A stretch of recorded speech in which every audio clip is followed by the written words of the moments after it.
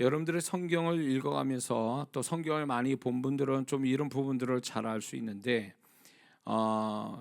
이런 게 있더라고요. 제가 성경을 읽다 보니까 그렇게 많이 읽어도 놓치는 부분이 있더라고요. 놓치는 부분. 근데 이제 다행스러운 거는 하나님께서 성령께서 성경을 이렇게 내가 가장 적절히 필요할 때 늘 읽었던 말씀인데 안 보였던 그 말씀, 깨닫지 못했던 그 말씀 다시 이렇게 깨닫게 하시는 은혜가 있더라고요. 그래서 성경을 여러분들이 이렇게 볼 때에, 읽을 때에 고정관념을 버리는 게 제일 중요합니다. 처음 대하는 것처럼 말씀을 대해야 그분이 늘 새로운 어떤 은혜, 깨달음을 말씀 속에서 주시거든요. 그리고 그 사람이 처해진 상황, 또 심령, 어떤 문제 있을 때 성경을 꾸준하게 읽으면 그때마다 그 사람의 해답이 되는 불같은 생수 같은 그 말씀이 확 그 심령 안에 들어와서 역사하게 해주신다는 거죠. 그래서 성경은 머리로 읽는 게 아니라 성경을 눈으로 보는 게 아니라 그 성경은 이 성경의 저자이신 성령의 도움을 받아 성경을 읽어야 정답이에요. 예수 안 믿는 사람도요 성경 잘 압니다. 그들도 우리만큼 깨닫고 있어요. 알고 있다고. 그러면 우리하고 무슨 차이가 있겠어요? 차이는 하나예요.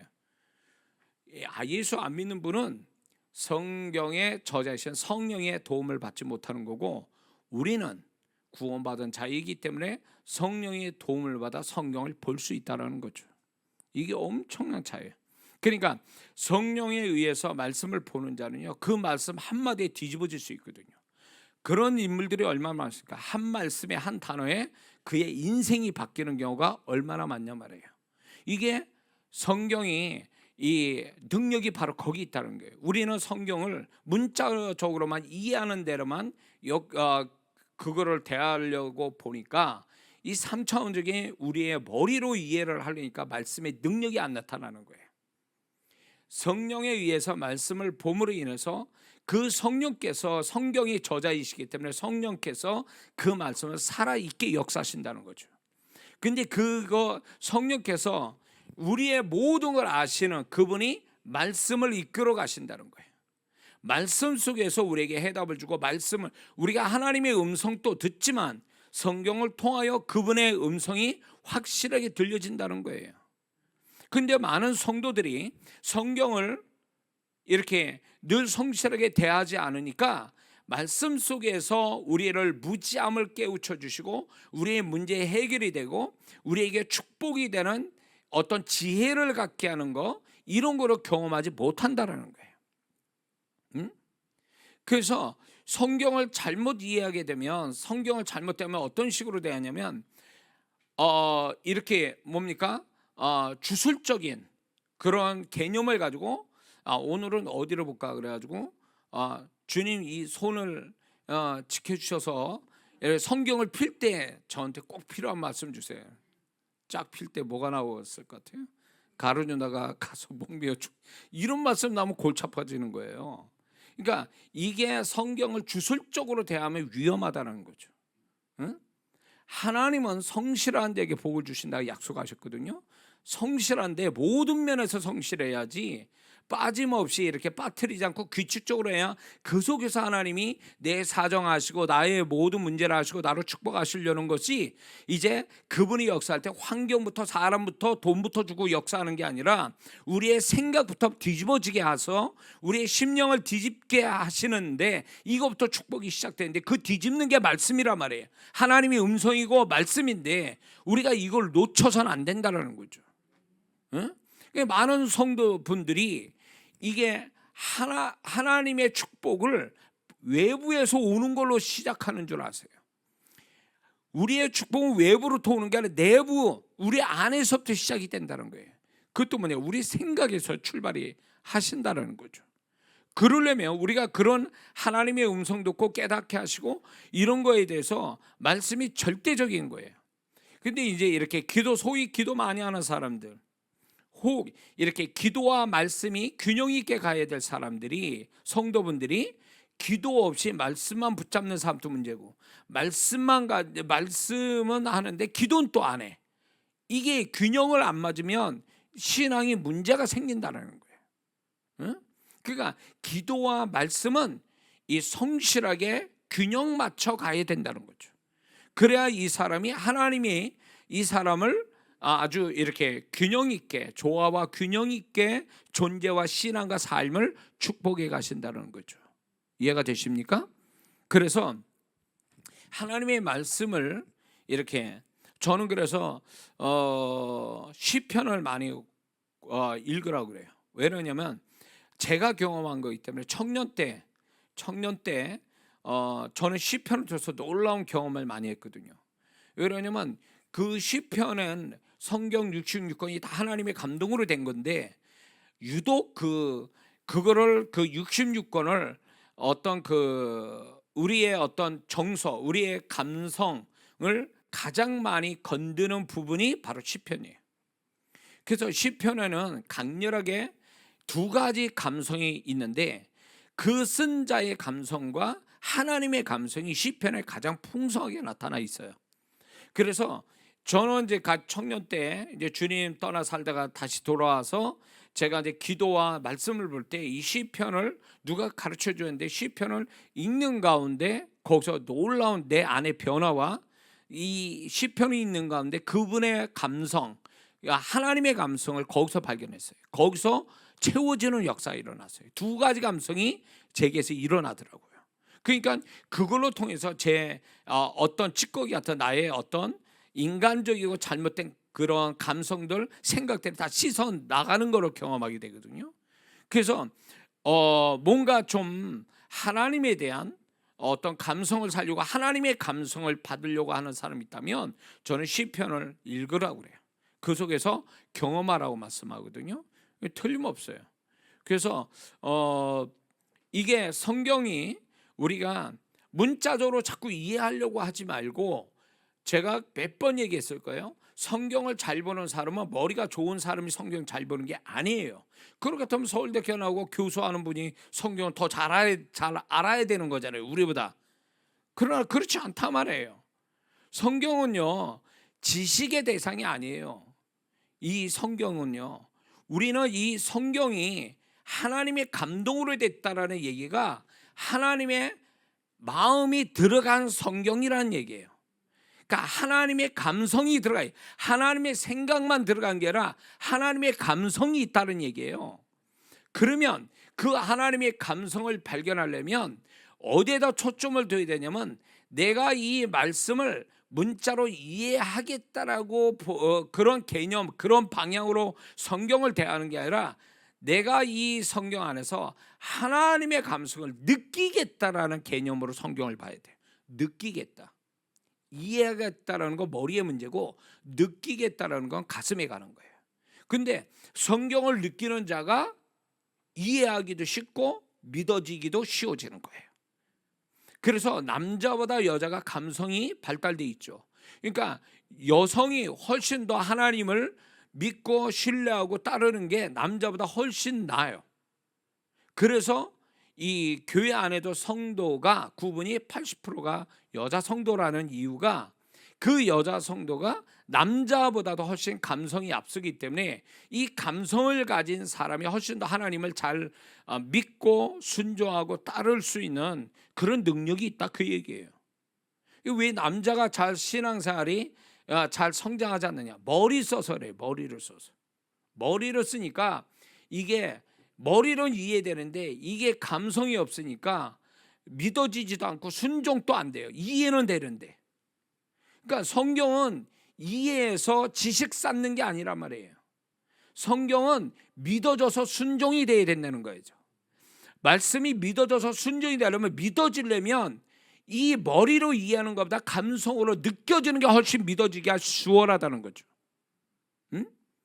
그렇기 때문에 우리가 성경을 잘 읽는 사람, 성경을 잘 대하는 사람은 뭐냐? 이 성경을 느끼려고 보는 거예요. 느껴보려고. 그래서 여러분들이 그 채널로 그 방향을 방향으로 성경을 읽으면요, 느낌이 달라진단 말이죠. 전에는 그냥 딱딱하게 밋밋하게 읽어졌던 것들이 입체적으로 느끼고 그게 살아있는 것처럼 느껴지는, 그게요, 느낌을 가지려고 할 때 오는 거예요. 그게. 그러니까 성령께서도 우리가 어떤 방향으로 성경을 대하냐에 따라 성령이 그쪽으로만 역사할 뿐이에요. 그렇기 때문에 내가 올바른 방향으로 그렇게 한다면 성령님은 기꺼이 우리가 그분이 원하시는 방향대로 방향을 틀면 성령께서 풍성히 그쪽으로 역사하신다는 거죠. 이해가 되십니까? 그래서 저는 이 성경을 느끼는 데 있어서 이제 이런 거죠. 예를 들면 구약에 네가 이렇게 하면 죽는다, 이렇게 하나님 말씀할 때 이 죽인다라는 말씀이 이게 막 심장이 떨릴 정도로 느껴오는 거죠. 그러니까 믿어지는 게 쉬워지는 거예요. 그 말씀이. 그리고 기뻐하라, 주 안에서 기뻐하라. 이 기뻐하라는 말씀이 딱 이렇게 느낌을 받으려고 그 말씀을 할 때 그 느낌이, 기뻐하라는 그 말씀의 기쁨이 내 안에서 확실하게 경험이 된다, 그거예요. 기뻐하라. 그러니까 성경에서 하나님 말씀이 이렇게 되라 저렇게 되라는 것이 우리는 뭐를 이해하면 이해가 되잖아요. 기억만 될 뿐이지 느낌을 받을 수는 없잖아요. 그런데 느낌을, 정말로 성경을 느낌으로 받은 사람은요, 그게 그대로 느껴진다니까. 그러니까 기뻐하면 기뻐지고, 그 말씀이 내가 너희로 인해서 마음이 상했다라고 할 때 그 하나님의 상함 감정이 내 안에 들어온단 말이에요. 이게 성경 잘하는 사람 아닙니까? 응? 근데 우리는 머리로 이해하는 걸 다 안다고 생각하니까 이게 착각이고 이게 교만을 만들어 버리는 거예요. 알아서 뭐 어떻게 했길래? 알아서 믿어졌습니까? 알아서 순종이 됐습니까? 믿어지고 순종이 안 되면 그거 자랑하지 말아야 돼요. 그건 착각이라고. 이해된 사람이 믿어지고 순종한다? 그런 사람이 얼마나 될 것 같아요? 말씀은 믿어지려면 내가 그 말씀에 대해서 충격이 와야 돼요. 자극이 돼야 믿어지고 순종이 되는 거예요. 머리로 밋밋하게 이해되고 기억되는 게 역사가 안 온단 말이에요. 그거는 죽었다 깨나도 순종이 안 돼요. 그거는. 그때 스스로 우리는 이해하고 있는 게 다 아는 걸로 착각하는 거지. 그러니까 성경부터 잘못 대하고 있는 거예요. 성경부터 우리가 이 하나님 말씀을 잘못 대하고 있으니까 신앙 자체도 이상해지는 거지. 그렇게 성경을 수도 없이 봤으면서 사람이 안 변해. 수도 없이 성경을 보면서도 하나님을 이해를 못해. 하나님의 감성을 몰라. 뭐예요? 그러니까 성경을 잘못 대해서 그런 거예요. 그거는 안 봐서도 그렇고 봐도 그 잘못된 방향으로 봤기 때문에 그런 거라고요. 응? 그래서 성령께서는요, 우리를 성경의 저자이시기 때문에 성령의 도움을 받으며 성경이 입체적으로 온다고요. 나 자신한테. 응? 그래서 그 말씀이 그냥 믿어지니까 순종이 돼요. 어떤 상황이든. 그렇게 돼야 말씀의 사람이 되는 거예요. 이해된 사람이 말씀의 사람이 아니라고. 믿어져서 순종이 어느 상황이든 돼야 될 때 그 사람이 말씀의 사람이라고 얘기하는 거거든요. 응? 그렇게 되려면 우리의 영적 감성을 깨워야 돼요. 응? 나이 먹을수록, 죄송합니다, 나이 먹을수록 감성이 굳어져 버려가지고 이게 슬픈 건지 기쁜 건지, 기뻐도 기쁜 것 같지 않고 슬퍼도 슬픈 것 같지 않는 이 감성이 이게 굳어져 간단 말이에요. 나이 드실수록, 나이 먹을수록. 그러니까 신앙이 좋아지면 좋아질수록 신앙이 좋은 사람의 특징이 뭔지 아세요? 감성이 살아있어요. 하나님의 감성이. 응? 하나님에 대한 느낌이 풍성하다는 거예요. 그게 신앙 좋은 사람 모습이에요. 그래야 정상인 거예요. 왜? 하나님이 그런 분이니까. 그분이 지성보단 감성으로 우리에게 다가오신 분이잖아요. 하나님이 세상을 이처럼 사랑하사, 먼저 사랑했다는 이 단어를 가지고 우리에게 다가오신 분 아니에요? 하나님이 창조해놓고 하나님 보시기에 좋았더라. 이 좋았더라는 게 그분의 감성 아니냐고. 그러니까 세상을 창조도 그분의 감성이 먼저 나타나고 우리를 구원하는 것도 그분의 감성이 먼저 앞서서 구원한 거지, 차가운 이성으로 그분이 우리를 대했다면 뭐 다 지옥 같지 뭐 벌써. 그렇지 않겠습니까? 그러니까 하나님은 감성보다는 지성보다는 감성이 앞선 분이에요. 하나님은. 그렇기 때문에 그의 백성도, 그의 구원받은 자도 당연히 하나님을 닮게 돼 있어요. 그래서 지성보다는 감성이 먼저 앞서서 그분을 정말로 목숨 바쳐 섬기다가 순교도 당하고 그러는 거예요. 지성 가지고 그렇게 되겠습니까? 순교당하고 주를 위해서 버린 자들이 지성 가지고 그렇게 되겠어요? 머리로 계산된 사람들이? 안 그래요. 감성이 앞선 사람이 주를 위해서 다 버리는 거예요. 그래서 남자보다 여자가 주님 앞에 헌신하기를 잘하는 이유는 그게 지성보다는 감성이 앞서니까 그걸로 하는 거예요. 그게 하나님 닮은 자의 모습이라 그 얘기예요. 이해가 되십니까? 그래서 신앙이 좋아지면 사람이 나이를 먹어도요 하나님의 감성이 살아있단 말이에요. 그 사람이 신앙생활 잘하는. 근데 신앙생활 오래 했는데 사람이 이건 도대체 이게 무슨 뭐 벽돌 보는 것 같은 딱딱하고 강팍하고 이래 되면 아무리 지식이 있어도 그 사람 신앙생활 잘못했다고 봐야 돼요. 주님 경험하지 않은 사람이에요. 주님이 그렇게 감성이 풍성한 사람인데 그분을 매일 대하는 사람이 감성이 없다라는 건 거짓말이에요. 그 사람은 그분을 만난 적이 없는 사람이에요. 그 얘기는요. 눈물 흘릴 줄도 모르고 감동받을 줄도 모르고 자극받을 줄도 모르고 기뻐할 줄도 모르고 슬퍼할 줄도 모르고 분노할 줄도 모르고 그분 앞에서 그분이 원하는 그 의로운 분노도 못 갖고. 그게 왜 그럴까요? 그거는 주님과 이 하나님의 감성이 풍성한 말씀을 대해본 적이 없는 사람이고 주님을 만난 적이 없으니까 그렇게 하는 거예요. 그게 없는 거예요. 응? 신앙 좋은 사람들 만나봐요. 서로 다 이게요. 제가 외국에 이렇게 사는데 현지인들을 만나도 정말 신앙 좋은 사람은요 이게 말이 안 통해도 벌써 느낌으로 알아요. 서로가. 그리고 그게 영적인 분별력이 되니까 제가 저 사람 정말 주님을 만난 사람이구나, 주님을 경험하며 사는 사람, 이게요 그냥 알아져요. 왜? 동일한 어떤 모습이 있어요. 그 주님을 만나고 정말 그 하나님의 감성을 가진 사람들의 모습은 인종과 상관없이 동일한 모습을 다 갖고 있다고요. 뭔가 통한다고.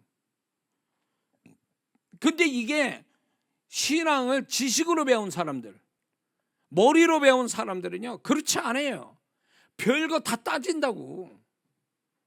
그 좁은 머리에서 별거 다 따져요. 근데 이게 감성이 발달, 하나님의 늘 경험하는 사람, 말씀과 그분을 만나서 감성이 풍성한 사람은 이게 차별을 두거나 이렇게 뭔가 그 사람에 대해서 교제할 때도, 관계를 맺을 때도 그런 것을 안 따진다. 머리에 계산적인 게 없다고요.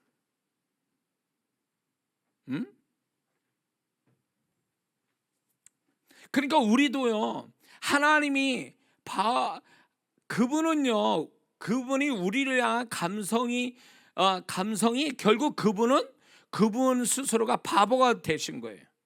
하나님이 날 사랑했어요. 우리를 사랑했단 말이에요. 누가 찾지도 않았는데 그분은 우리를 사랑해서 일방적으로 독생하신 하나님, 성자 하나님을 우리를 위해서 희생 이렇게 버리신 분이잖아요. 이게 이성으로 될 문제입니까? 지성으로 될 문제냐고. 아니에요.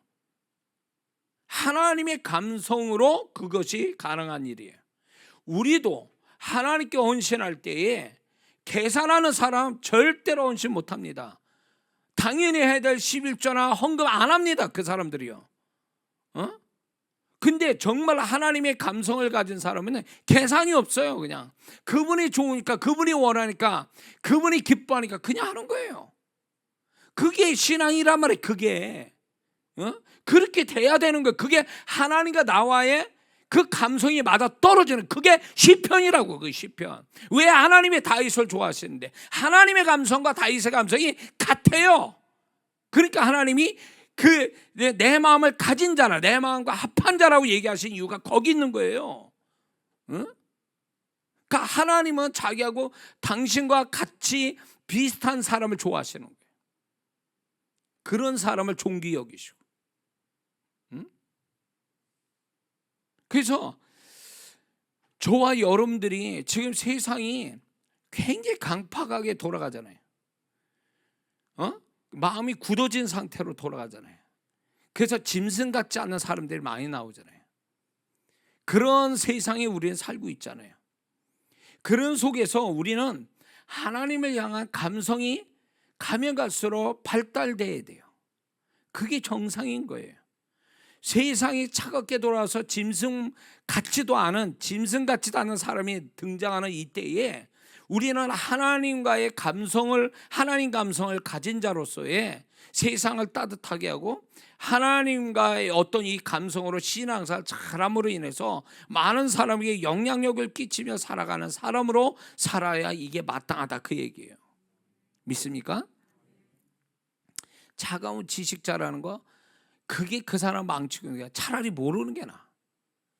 과거에 제가 40년 50년 전에 신앙생활 했던 그분들이요, 성경 잘 알지도 못해요. 그럼에도 불구하고 하여튼 얼마나 하나님을 사랑하고 얼마나 그분을 위해서 충성을 다하고 정말로 계산 없이 살았던 분들을 제가 너무나 지금 또 눈에 선명해요. 그분들이요. 응?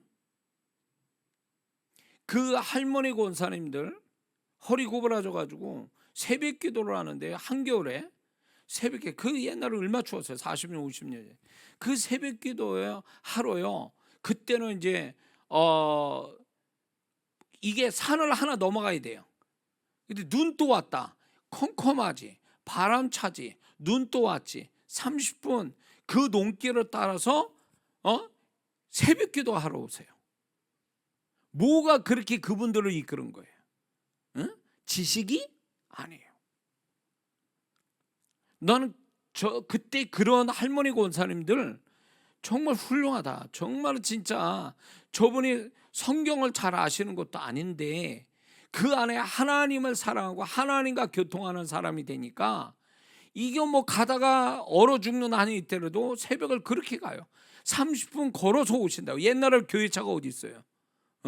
수십 리대도 걸어서 왔다가 걸어서 가는 건데, 그런 분들이 뭐 그땐 다반사였거든요. 그게 당연했고, 그런 분들이 그 신앙이 자식들이 물려받고 그 자식들이 또 그걸로 잘 됐고, 그 감성을 풍성히 가진 성도들, 그 성도에서 교회가 또 축복이 됐고 부흥이 됐고. 그런데 오늘날 그렇습니까? 머리가 핑핑 돌아간다고.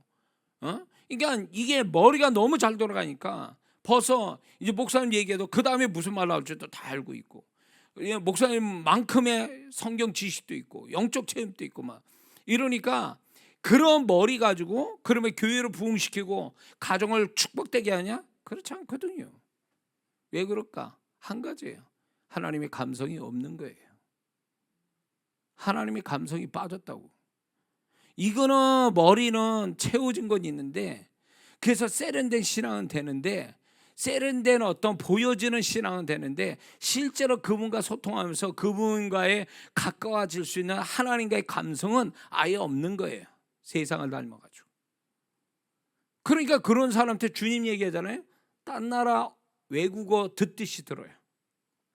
그런 성도들은요, 주님 얘기해도 못 알아먹어요.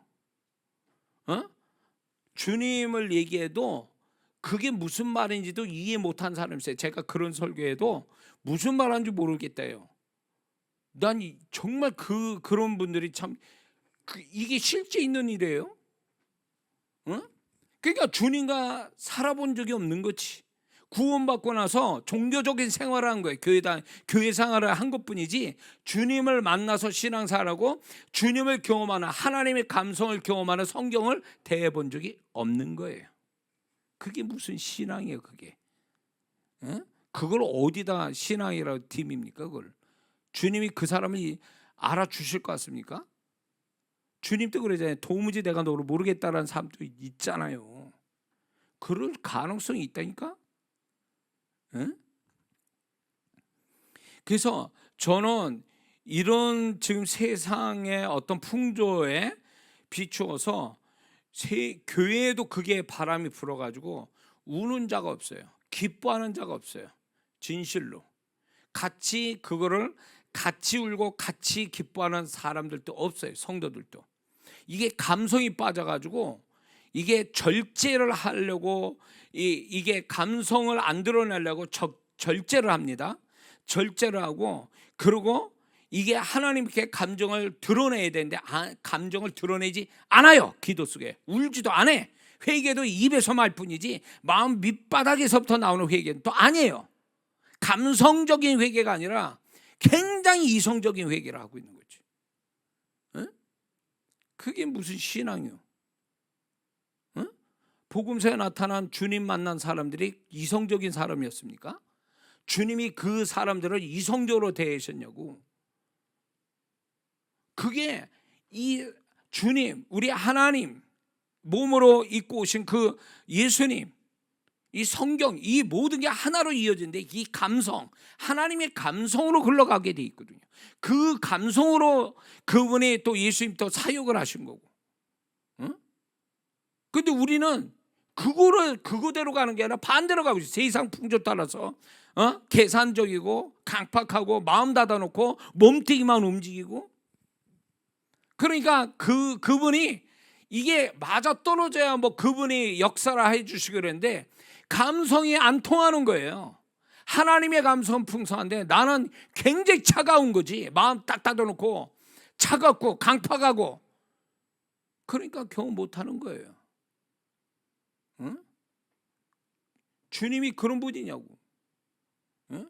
왜 우리는 그분을 우리가 마음 열고 그분의 내가 주신 그 하나님 주신 영적 감성으로 그분을 다가가려고 하질 않느냐 말이에요. 다 마음 닫아놓고 강팍하고 세상에는 마음을 막 쏟아놓고 난리를 치는데 왜 하나님 앞에서 마음을 안 쏟아내냐고. 왜?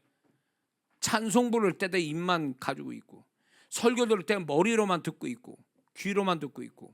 그러니까 이게 하나님의 감성이 차가운 거예요. 예배가 싸늘해.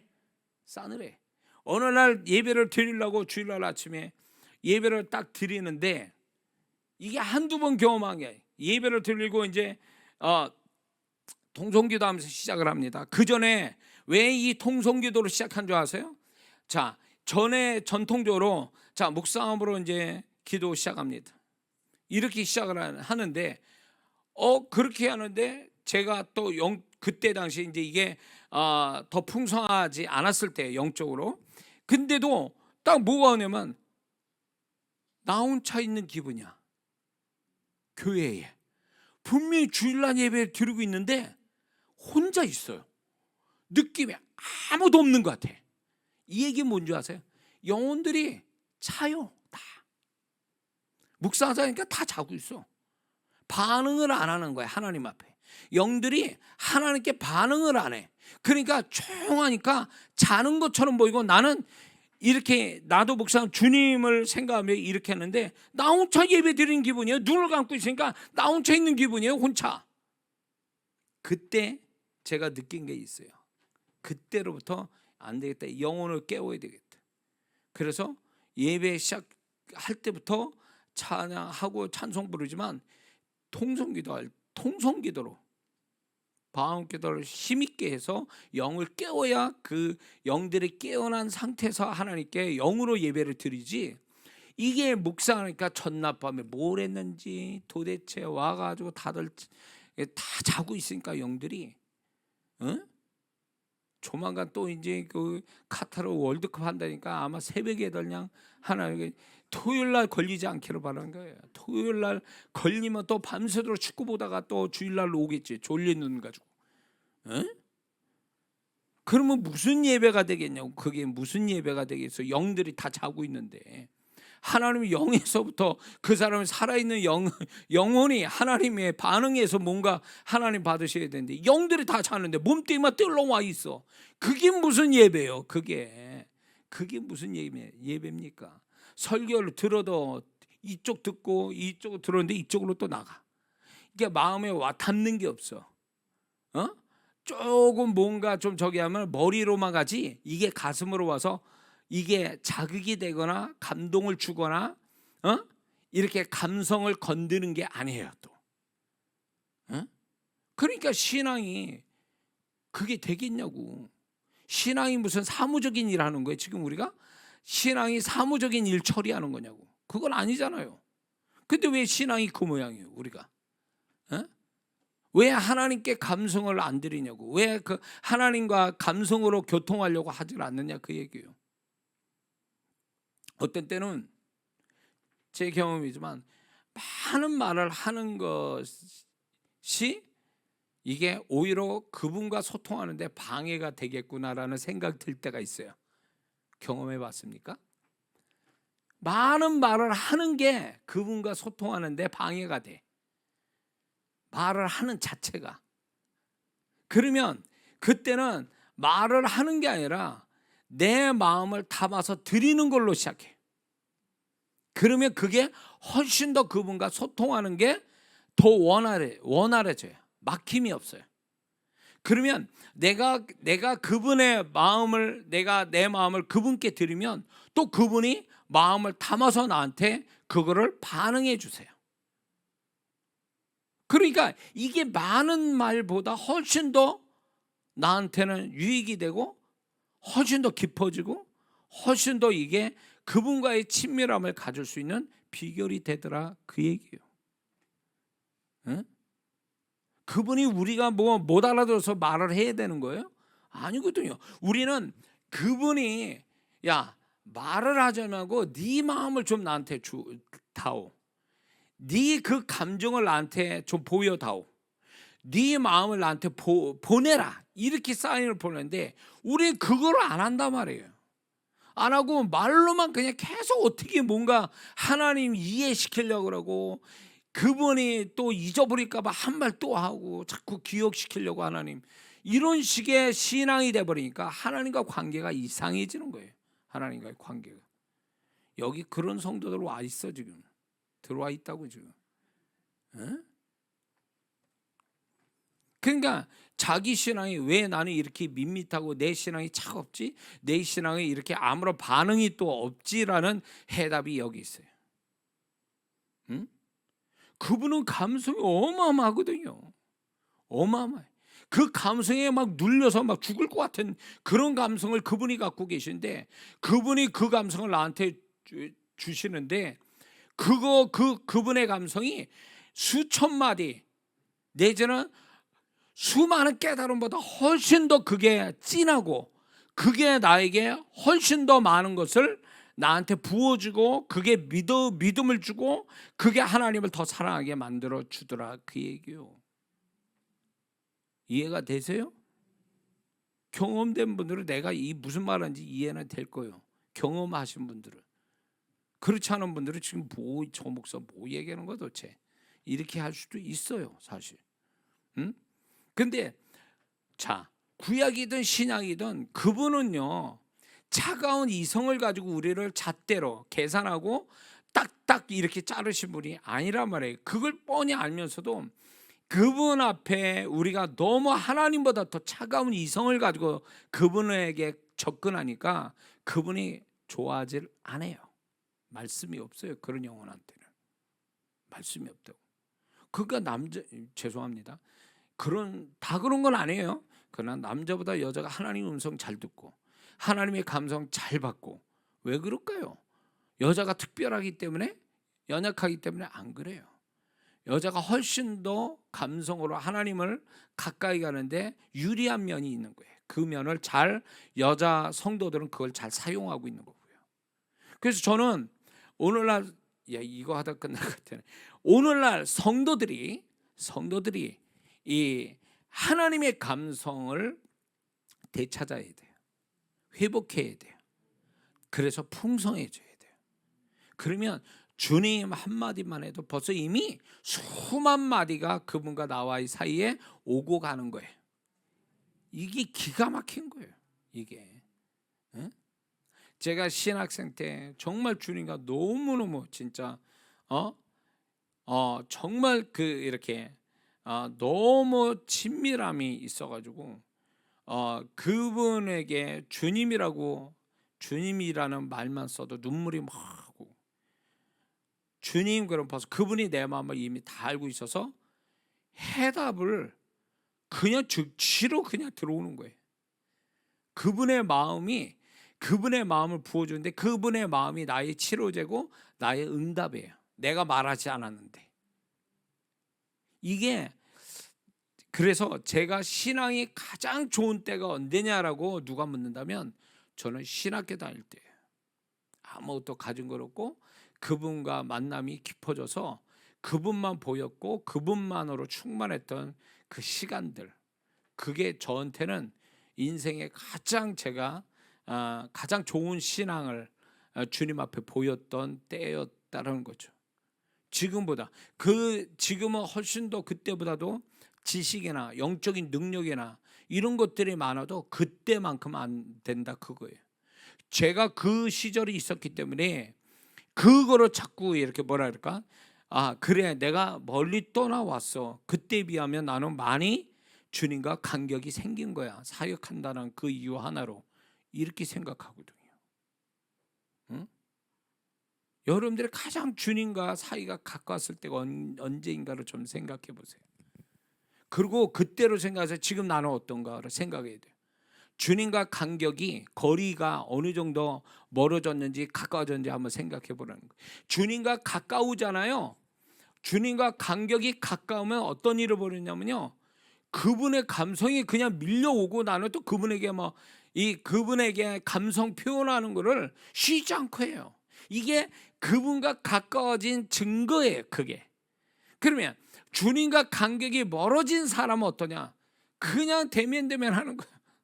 그냥 이게 마음이 굳어져 있는 상태에서 주님이 주님 오셨어요? 이 정도예요. 그냥 뭐 없어. 그냥 반가운 것도 없고, 예배 드려도 그냥이고, 기도해도 그냥이고, 찬양을 불러도 그냥이고. 이게 주님과의, 소위 말해서 주님과의 거리감을 표현하는 거예요. 이게 거리감의 증거예요. 이게 거리감의 증거. 정말 주님과 가까우면요, 벌써 예배 드리려고 교회 올 때부터 감격이 되죠. 감동이 오고, 예배 드리는 순간부터는 막 정신 못 차리지. 그 저도 이제 예배를 인도하거나 뭐 이럴 때 보면 제가 주체를 못 해요. 그래서 예배는 인도는 해야 되는데 내가 이게 잡혀가지고 막 그분과의 어떤 그런 느낌이 막 오고 가는 상황이 돼버리면, 이게 나도 차라리 저 앉아가지고 내가 마음껏 이거를 즐기고 이렇게 느꼈으면 좋겠다라는 것이 한두 번이 아니에요, 사실은. 근데 예배를 인도해야 될 사람이니까, 나밖에 없으니까 인도를 해야 되니까 절제를 좀 하는 편이지, 정말 그럴 땐 내가 얼마나 행복한 순간인지 알 수가 없어요. 그때가 제일 행복한 순간이에요, 인생에. 그렇게 되면, 그때 되면 이때 죽어도 나는 여한이 없겠다, 이런 생각이 절로 들어요. 왜냐하면 그 순간이 천국을 맛보는 순간이고 주님과 제일 밀착된 순간이 되니까, 그 순간이 뭔지 아세요? 주님과 제일 가까워지면 뭐가 경험되는 줄 아세요? 천국을 경험하는 거예요. 그분이 천국의 주인공이니까. 그 주님과의 간격이 가까울수록 성령께서 주님이 주시는 그 천국을 맛보게 하는 거예요. 그러니까 여기가 천국이구나. 여기가 주님 모신 것이 천국이라는 거예요. 주님을 모시는 것뿐만 아니라 그분과 친밀한 교통하는 그 현장이 천국이 되는 거예요. 그러니 행복하고, 그리고 이 순간 죽어도 나는 여한이 없다는 생각이 들 수밖에 없는 거예요. 왜? 그 순간이 천국이니까. 이 순간 죽어도 그거보다 더한 걸 천국에서 맛보는 거니까. 그거만큼 축복이 어딨냐고요. 응? 그걸 경험하자고 우리가 신앙생활하는 건데, 왜 이게 신앙의 축복이고, 이게 목적으로, 우리가 이 목적으로 신앙생활하는데 어느새 이거는 하나도 없어. 몸뚱이만 와 있고, 의무만 있고, 행해야 되는 어떤 의무감, 이런 것들만 있는 거예요. 그냥 하나님 앞에서. 얼마나 피곤해. 그러니까 되도록이면 빨리 끝나는 거 좋아하지. 예배도 빨리 끝냈으면 좋겠고 설교도 빨리 끝났으면 기도도 빨리 해도. 그러니까 되도록이면 짧게 하는 게 좋은 거예요. 그런 성도 있죠. 짧으면 은혜 되는데 길면 아주 지겹고 막 은혜가 안 돼서 뛰쳐나가고 싶은 성도들 있죠. 그런 성도가 우리 교회 못 와요. 그래서 아우 정 목사님 설교를 다른 목사보다 2배나 더 하네. 길게 하네. 예배 시간 또 왜 이렇게 긴 거야 도대체. 근데 짧게가 안 돼요. 나도 짧게 하고 싶은데 짧게가 안 되는 거 어떡해. 난들 뭐 내가 뭐 그러고 싶어서 그렇게 했냐고. 안 돼요. 그게 제가 은혜 떨어지면 짧게 할 수 있어요. 그럴 때가 있어서 제가 평택에서 목회할 때 주일날 예배 전체가 40분인가 45분으로 끝나더라고요. 할 말이 없어. 할 말이. 그리고 빨리 끝내는 게 좋겠더라고 난 또. 그러니까 은혜가 되는 성도가 있대. 실제로 있었어요. 근데 내가 이제 막 전도하면서 뒤집어졌어. 회개도 하고 주님 만나고 막 눈물이 막 늘 있고 막 이러니까 예배 시간에 2시간씩 막 늘어나니까 은혜가 안 된다고 떠나간 성도가 있어요. 싫어합니다. 이거 싫어요. 근데 우리 교회 성도분들은 나하고 비슷한 사람들인지 2시간 돼도 끄떡없더라고요. 다들 이렇게 예배 잘 드리더라고요. 그래서 나는 너무 감사해. 그러니까 이 목사하고 비슷한 성도들이 같이 있다라는 게 너무 감사해. 그러니까 나하고 안 맞은 사람은 딱 한두 번 참석하고 가요. 왜? 안 맞거든. 짧게 끝났는데 가야 되는데 그런 데 가는데 잘못 온 거예요. 여기가. 저 목사도 괜찮고 교회도 괜찮고 도대체 이 신앙생활 이렇게 했는데 감당이 안 됐다 그래서 가버리는 거지 뭐. 자, 주님이 오늘은 이 얘기를 하고 끝내라고 그러시는 것 같아요. 이 내용이 못 들어가네요. 그래서 주님과의 어떤 감성을 서로 교류한다라는 거. 정말 친한 친구가 어떤 친구입니까? 정말 친한 친구는요, 다른 친구보다 다른 사람보다 감정을 많이 주고받잖아요. 마음을 많이 주고받. 이게 친한 친구잖아요. 그러니까 주님이 내가 너를 종이라 부르지 않고 이제부터 내가 너를 친구로 여긴다는 거예요. 그 친구의 개념을 잘 알아야 돼요. 주님은 나를 친구로 삼았는데 나는 사무적인 사무실 직원으로만 생각하는 거지. 그분을 상사로 여기고 그러니까 이게 안 되는 거예요. 그분은 나를 친구로 여기는데 나는 친구가 아닌 거예요. 그러니까 이게 엇갈리는 거예요. 이게 엇갈리는 거예요. 그러니까 신앙의 재미가 없는 거예요. 신앙의 재미는요. 신앙에 아무리 긴 시간 많은 시간 뭐 봉사고 지치고 뭐 이래도 신앙의 재미는요. 그분과 소통하는 데서 오는 재미지 이게 무슨 몸뚱이로 막 이렇게 하는 재미가 아니란 말이에요. 이거는. 왜? 우리의 신앙의 주체는 주님이고 주님은 우리와 항상 같이 계시니까 그분을 경험하니까 그분 때문에 신나고 재밌고 이런 거지 다른 걸로 모르죠. 그러니까 세상 사람이 저 예수쟁이들도 뭐 이렇게 좋다고 저렇게 교회에서 살고 뭐 저렇게 열심히 하는지 모르겠다. 모를 수밖에. 그들은 주님이 없으니까. 우리는 주님이 살아계셔서 우리와 함께 하시고. 왜 우리는 그 주님을 그러니까 왜 우리 그 주님을 왜 경험하고 느끼고 교통하는 삶을 안 사냐 그거예요. 그게 얼마나 큰 손해예요. 그러니까 많은 성도분들이 이거를 모르니까 교회 와도 재미가 없는 거예요. 세상에도 재미없는데 지치고 피곤한데 교회 오면은 또 눈치 봐야지. 뭔가를 또 해야지. 또 안 하면 또 이상하지.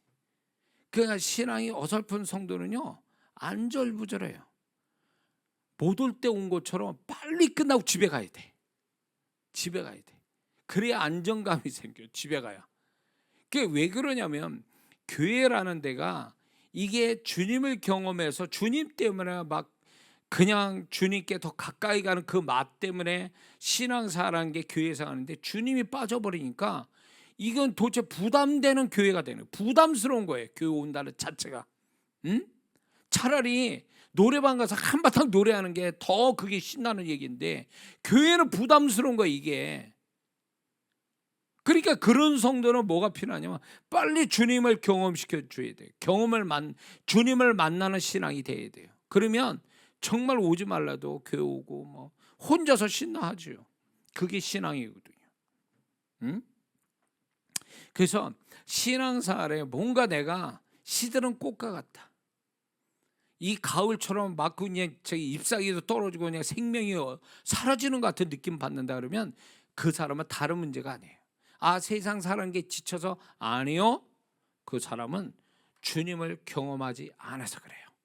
주님을 경험하는 신앙이 아니었기 때문에 지금 시들은 꽃이 되고 가지가 꺾여질 것 같은 그런 아주 메마름을 경험하고 있는 거예요. 다른 게 아니에요.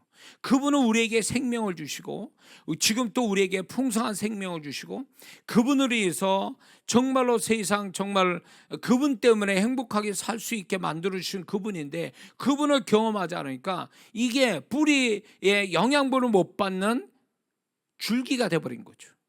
그러니까 메마르고 차갑고 죽을 것 같고 이런 생각이 드는 거죠. 그 신앙 버려야 돼요.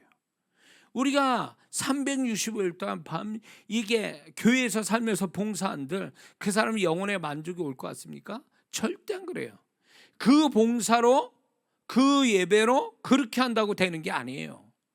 진짜로 그런 걸 통해서 그 사람 안에 주님이 풍성하게 거하시고 그분이 경험이 되면 그게 영혼의 만족이 되고 기쁨이 되고 행복이 되는 건데 이 주님으로부터의 공급을 못 받고 주님과 소통이 안 되니까 이게 차가운 의문만 몸뚱이만 움직이다 끝나버리는 거예요.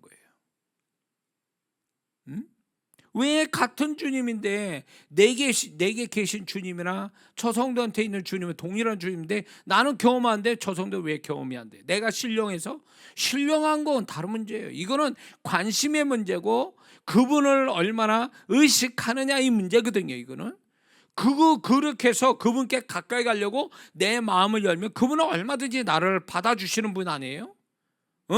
복음서에 나와 있던 정말 병든 자들 모든 그 불쌍한 사람들이 주님께 달려갈 때 주님이 다 품어주셨잖아요. 그것처럼 우리가 병든 몸이고 문제가 많은 영혼이라도 주님, 내가 정말 주님께 가까이 가고 주님을 만나기 원해요. 주님의 음성 듣고 주님의 마음을 품기를 원해. 이렇게만 한다면 그분이 거절 안 하시거든요. 근데 우리는 그렇게 안 사니까 응? 주님이 목적이 되고 주님이 전부가 돼야 되는데 주님이 아닌 거예요. 다른 걸로 자꾸 목적 삼고 다른 걸로 주님 대신 다른 걸로 붙들고 있으니까 이상한 신앙이 되고 이상한 존재가 되고 이상한 삶이 있는 거죠. 에? 정신 차려야 돼요. 여기 그런 성도 많이 들어왔나 봐 지금 영상으로.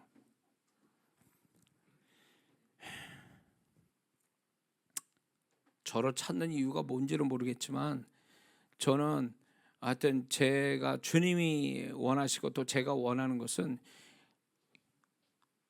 잃어버린 주님을 찾아야 된다는 거예요. 잃어버린 주님과의 소통을 다시 가져야 된다는 거예요. 그분과 친밀함을 다시금 가져야 되는 것이 오늘날 신앙의 시급한 문제라 그 얘기예요. 어떤 것보다.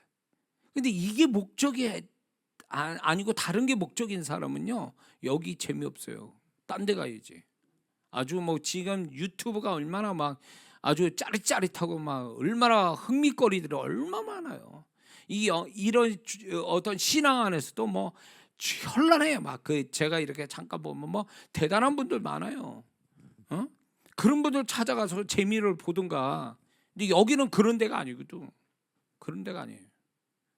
그러니까 저는 계속 반복된 얘기를 하는 거예요. 주님을 만나서 주님과 소통하고 주님을 경험하고 주님의 사랑으로 덧입혀지고 그분과 소통하면서 그 속에서 만족하고 행복하고 천국을 맛보는 이 신앙이야말로 이게 천국 가서도 주님이 나를 금방 알아보시고 나를 또 칭찬하시고 기뻐하시지 않겠냐는 거예요. 우스갯소리로 여기서 신앙생활 잔뜩 했는데 가서는 주님이 지나가는데도 누군지도 몰라보는 사람 무지무지 많을 거예요. 주님도 아예 모른 척하고 지나갈 사람도 있을 거라고. 예? 도대체 신앙생활 여기서 뭘 했기 때문에 뭘 어떻게 했길래 주님도 몰라보고 그러냐 말이에요.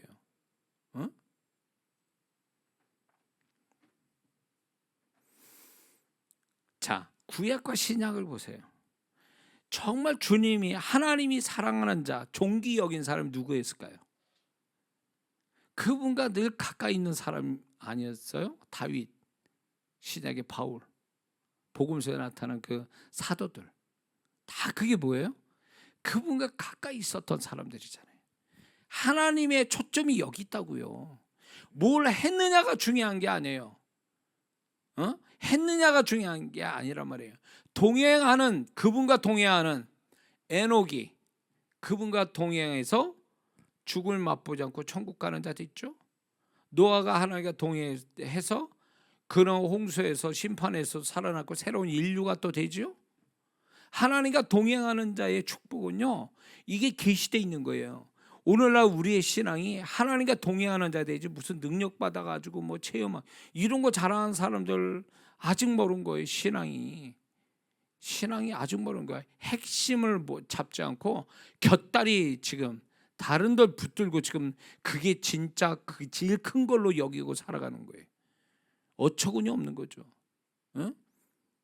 주님의 존재로 봐야 되는데 주님이 가지신 걸 그거에다 더 크게 보는 이 어처구니 없는 상황이 벌어지는 거죠. 주님의 존재를 경험해야 돼요. 그분의 존재를 경험해야지 왜 그분의 능력, 그분의 축복에다 초점을 두고 살아가냐고. 자, 그래서 우리 모두가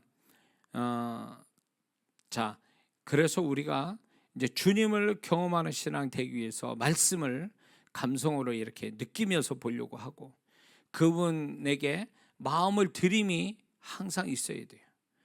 내가 마음을 드려야 그분이 나한테 마음을 주시지, 내가 마음을 안 드리는데 그분이 어떻게 나에게 마음을 주세요? 이거는 심은 대로 거둔다. 네가 그렇게 하기 때문에 나도 그렇게 할 수밖에 없다, 이 얘기예요. 내가 먼저 그분에게 마음을 열면 그분은 나보다 더한 마음으로 내게 다가오시고 나에게 그분의 마음을 부어주시거든요. 이게 진짜 그분과 함께 살고 그분과 관계를 제대로 맺고 사는 데의 모습이에요. 이게 아니면 이건 신앙 잘못된 건 아니더라도 문제가 있죠. 문제가 있죠. 응? 자, 무슨 말인지 이해가 되시죠? 자, 그래서 우리가 다시 한번 오늘 이 밤에는 이제 제가 계속 기도, 지금 오늘 이렇게 계속 기도해 왔는데 결국은 주님이 이걸 얘기하라고 지금 이 시간을 주시는 것 같아요. 지금 다른 건 잔뜩 준비했는데 이건 하나도 못하게 하시네요. 그래서 오늘은 그거죠. 주님의 감성을 발견하고 그분과 친밀한 소통을 갖는 것, 이게 오늘의 주제가 될 줄 믿습니다. 그래서 우리 모두가 삭막한 험악한 세상에 우리가 사는데 어디에다 마음 둘 것도 없고 어디에 진정한 행복도 없는 그런 세상에 우리가 살고 있는데, 신앙이라는 게 우리의 안식처고 피난처인데 그 신앙 안에 계시는 분이 누구냐면 주님이시거든요. 그 주님을 경험하는 것이 진짜 신앙사라는 거고, 그 사람이 정말로 세상을 어떻게 살든 간에 그분 때문에 행복하게 산다라는 고백을 하는 것이 그게 마땅하다. 그렇게 돼야 된다는 거죠. 응? 그래서 우리가 살아가면서 아무리 슬프고 어렵고 그런 일이 있어도 주님 때문에 위로받고 주님 때문에 소망 갖고 주님 때문에 힘을 얻고 주님으로 인해서 격려받고 주님으로 인해서 정말로 그분의 기쁨을 갖는다면 그 사람은 세상 것에 매여 사는 자가 아니라 주님께 잡힌 바 되어 살아가는 복된 성도가 되는 줄 믿습니다. 우리가 이 신앙을 가지고 모두가 다 그렇게 살아야 될 줄 믿습니다. 기도하겠습니다.